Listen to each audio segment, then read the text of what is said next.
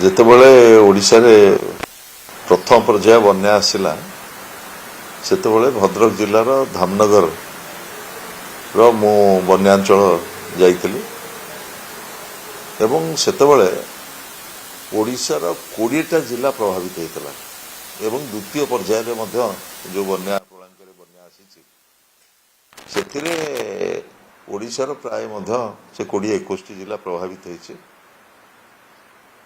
ଏବଂ ये बन्यार कारणटा कौन बुझा पड़ो ये कारण है आमर जो ट्रिपल इंजिन सरकार छत्तीसगढ़ ओडिशा और केंद्र जो महानदी ट्रिब्यूनल गोटे आउट ऑफ कोर्ट सेटलमेंट करने माननीय मुख्यमंत्री स्वप्न देखा डबल इंजिन सरकार जो स्वप्न देखा वर्तमान जो दिन ओडिशा रे पीक बन्या प्रथम पर्याय से दिन केंद्र जल संपद मंत्री पाखरे छत्तीसगढ़ मुख्यमंत्री ओडिशार मुख्यमंत्री महानदी जल विवादर समाधान सूत्र खोजुले से दिन कालमा ब्यारेज 66टा गेट एका संगे टेकीदेला टोटल पानी महानदीर डाउनस्ट्रीम रे भर्ती हो गला पानी 22टा गेट टेकिया पड़ला एवं आमर तल मुंडरे जिते सब रिभर रही नदी रही से ब्राह्मणी बैतरणी कुशभद्रा जिते नदी रही सबुथरे प्रबल वर्षा लघुचाप एवं महानदीर उपरमंडल जो बन्या पानी आसिला छत्तीसगढ़ ये सब मिसेकी भयंकर बन्या परिस्थिति सृष्टि है राज्य रे एवं ये जो द्वितीय पर्यायर लघुचाप फल ये जो द्वितीय बन्या वर्तमान प्रभावित होउची ये बन्यार प्रभाव आहुरी गोटे लंबा समय धरिकी रहिबो कारण आउ गोटे बृहत लघुचाप आसुची मोर एटी कहवा कथा माननीय मुख्यमंत्री एरियल सर्वे करथिले एवं रिव्यू मध्य करथिले आज माननीय मुख्यमंत्री किसी अंचल को बन्या एरियल सर्वे कर रोड रिव्यू कर किंतु प्रथम थरक मु ग्राउंड रे अनुभव कली कारण मु धामनगर पूरा पीक बन्या 3टी जाक ब्लॉक मु जाइथिली कोठी पॉलिथिन बंटा है एवं पॉलिथिन सेठी तहसीलदार माने जो बंटन व्यवस्था रहिबा कथा काहाकू दिया जीवो को सेंसस रे दिया जीवो एवं को आधार रे दिया जीवो से आधार एपर्यंत निर्णय हेई नै वर्तमान सुधा ये द्वितीय फ्लैश फ्लड चली पॉलिथिन क्या दिज्व से निष्पत्ति है किसी लोक बीजेपी दलर नेता मान मंडल सभापति मान से जहाँ पारे बांटुं आपण मत कहतु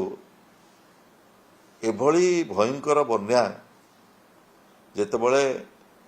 दक्षिण आरंभ कर पश्चिम टू आरंभ कर उत्तर टू आरंभ कर कोस्टल ओडिशा सबू अंचल प्रभावित फ्लड पाई सरकार जो व्यवस्थित घोषणा रहे जे आमे 7 दिन पाई मागणा खाद्य दबू फ्री किचन दबू चावल दबू चूड़ा दबू गुड़ दबू पॉलिथिन दबू जो जो स्टैंडर्ड प्रोसीजर गो खाद्य दबू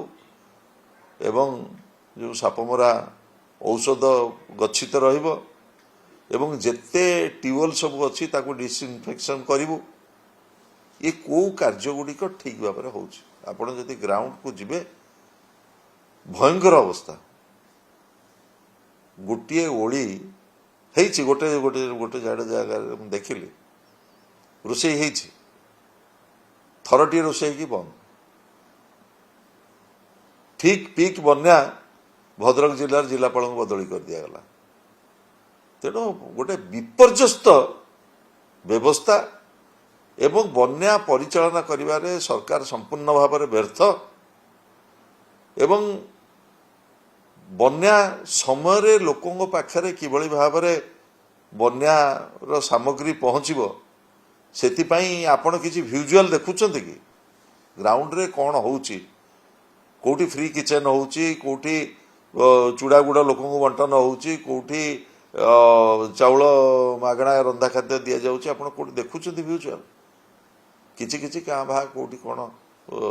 ଗୋଟେ ସ୍ପେରେଟିକ୍ ହିସାବରେ କରାହେଉଥିବ, କିନ୍ତୁ ବ୍ୟବସ୍ଥିତ ଭାବରେ କୌଣସି ବ୍ୟବସ୍ଥା ନାହିଁ। ଏବଂ ସବୁଠାରୁ ଭୟଙ୍କର ଅବସ୍ଥା, ବନ୍ୟା ପରବର୍ତ୍ତୀ ଯେଉଁ ପୁନର୍ଗଠନ କାର୍ଯ୍ୟ, ପ୍ରଥମ ବନ୍ୟାରେ ଯେତିକି ଜାଗାରେ ଘାଇ ହେଇଥିଲା ସେ ଘାଇ ଗୁଡ଼ିକୁ ତୁରନ୍ତ ମରାମତି କରିବା ଏବଂ ତାକୁ ଘାଇ ଗୁଡ଼ିକୁ ପକାଇବା ପାଇଁ ଜଳସେଚନ ବିଭାଗର ଯେଉଁ ଅଛି ଷ୍ଟାଣ୍ଡାର୍ଡ ପ୍ରୋସିଜିଓର ଅଛି, ଗୋଟେ ମଝିରେ 5-6 ଦିନ ଗ୍ୟାପ୍ ମିଳିଲା, କରାଯାଇ ପାରିଥାନ୍ତା। କେଉଁଠି ଆର୍ଡି ରାସ୍ତାରେ ଧାମନଗରର 3ଟା ଆର୍ଡି ରାସ୍ତାରେ ବ୍ରିଚ୍ ହେଇଛି, ସେମିତି କିଛି କିଛି ଆର୍ଡି ରାସ୍ତାରେ ହଉ, ଇରିଗେସନ ବନ୍ଧ ହଉ, ଯେଉଁଠି ବ୍ରିଚ୍ ହେଇଛି। ଯାଜପୁର ଜିଲ୍ଲା ଭୟଙ୍କର ଭାବରେ ପ୍ରଭାବିତ, ବାଲେଶ୍ୱର ଜିଲ୍ଲା ପ୍ରଭାବିତ, ଭଦ୍ରକ ଜିଲ୍ଲା ପ୍ରଭାବିତ। କୌଣସି ପ୍ରକାର ବ୍ୟବସ୍ଥିତ ଭାବରେ ସବୁ ବିଭାଗ ଭିତରେ ସମନ୍ୱୟ ନାହିଁ। ଜଳସେଚନ ବିଭାଗ, ସେ ଆର୍ଡି ବିଭାଗ, ୱାର୍କସ ବିଭାଗ, ସ୍ୱାସ୍ଥ୍ୟ ବିଭାଗ ଗୋଟେ କୋର୍ଡିନେଟେଡ୍ ହେଇକିରି କେମିତି ବନ୍ୟାକୁ ଆମେ ସମ୍ମୁଖୀନ ହେବା ଏବଂ ବନ୍ୟା ପରବର୍ତ୍ତୀ ପୁନର୍ଗଠନ ପାଇଁ ସରକାରଙ୍କର ଯେଉଁ ଉଦ୍ୟମ ରହିବା କଥା, ସରକାର ସମ୍ପୂର୍ଣ୍ଣ ଭାବରେ ବିଫଳ ହୋଇଛନ୍ତି।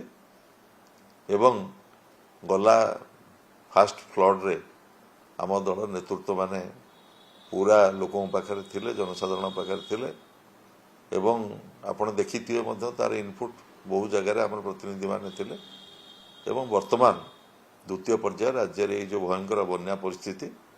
ଏ ବନ୍ୟା ପରିସ୍ଥିତି ଗୋଟେ ଲମ୍ବା ସମୟ ଧରିକି ଚାଲିବ, କାରଣ ଆଉ ଗୋଟେ ଲଘୁଚାପ ଆସୁଛି।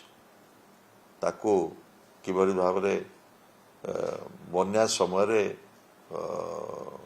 ପ୍ରଭାବିତ ଲୋକଙ୍କ ପାଖରେ ଆମେ ପହଞ୍ଚିବା, ତାଙ୍କ ଦୁଃଖ ସୁଖରେ ସାମିଲ ହେବା ଏବଂ ବନ୍ୟା ପରବର୍ତ୍ତୀ ରାଜ୍ୟର ପୁନର୍ଗଠନ ପ୍ରକ୍ରିୟାରେ ବିରୋଧୀ ଦଳର ଯେଉଁ ଭୂମିକା ରହିବା ଆବଶ୍ୟକତା, ଦଳର ସଭାପତି ବିରୋଧୀ ଦଳ ନେତା ନବୀନ ପଟ୍ଟନାୟକ ଆଜି ଯେଉଁ ଗୁରୁ ଦାୟିତ୍ୱ ଦେଇଛନ୍ତି, ତାକୁ ଆମେ ଯିବୁ, ଗ୍ରାଉଣ୍ଡରେ ସମସ୍ତ ପ୍ରଭାବିତ ଅଞ୍ଚଳ ଦେଖିବୁ ଏବଂ ତାକୁ ରିପୋର୍ଟ ଦେବୁ। ଆବଶ୍ୟକ ପଡ଼ିଲେ ସ୍ଥାନୀୟ ଭାବରେ ଜିଲ୍ଲା ପ୍ରଶାସନ ସହିତ ମଧ୍ୟ ଆଲୋଚନା କରିବୁ। ଏବଂ ଏଭଳି ଏକ ତିରୋଟ ସମୟରେ ଯେତେବେଳେ ରାଜ୍ୟରେ 20ଟି ଜିଲ୍ଲା ବନ୍ୟା ପ୍ରଭାବିତ, ସେତେବେଳେ ଗୋଟେ ଦାୟିତ୍ୱ ସମ୍ପନ୍ନ ବିରୋଧୀ ଦଳ ହିସାବରେ ଆମର ଯାହା ଭୂମିକା ତାକୁ ଆମେ ନିର୍ବାହ କରିବୁ।